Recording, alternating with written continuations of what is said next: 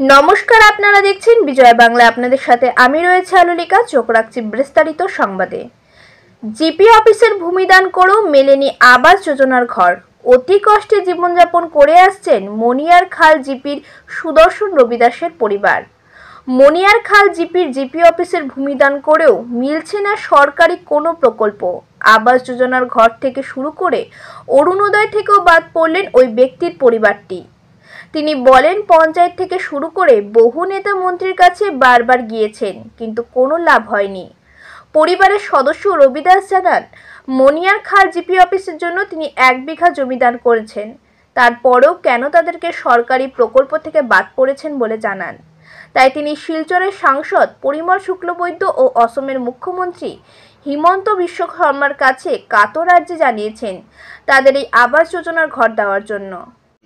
মানে কই জমিন দিছ, মানে কি কি কিতা লাগি জমিন দিছ, কিতা বইছে? চাকরি চাকরি পাইবো আমার ছেলেরা। মানে জমিনটা যে দিছ আপনি, মানে কিতার উপরে দিছ জমি? ওই তো একদিন আমরা ছেলেদের চাকরি মাকরি হইব, মানে মানে পঞ্চায়েত অফিস যেখানে এখানে জিপি অফিস জমিন দিছ নি? ওইটাই।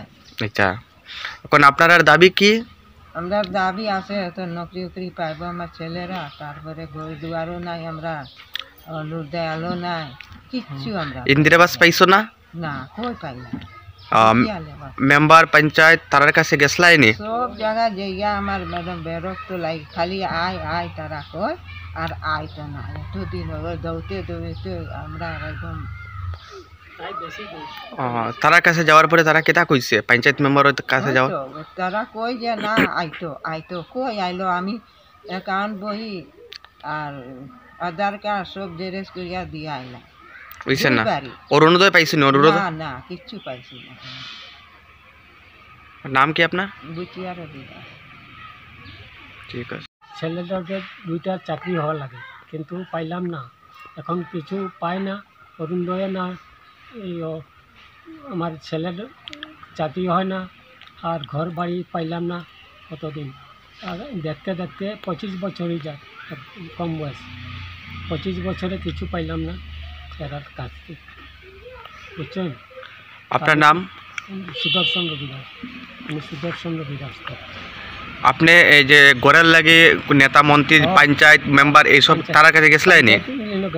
গেছলাই তো পঞ্চায়েতে কি কইল? পঞ্চায়েত কইল লিস্টর নাম নাই, তোমরা লিস্টর নাম নাই, খালি হতা কর খাতার। আমি কইলাম লিস্ট দেখাও, কই বাড়িতে আছে জিপি অফিস গিয়া। কইলাম আমি তালা মারি দিব ও সময় তারে।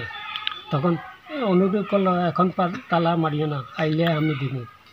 এখন দেখতে দেখতে 4 পঞ্চায়েতে গেলাম, বুঝছেন? এখন আপনার দাবি কি?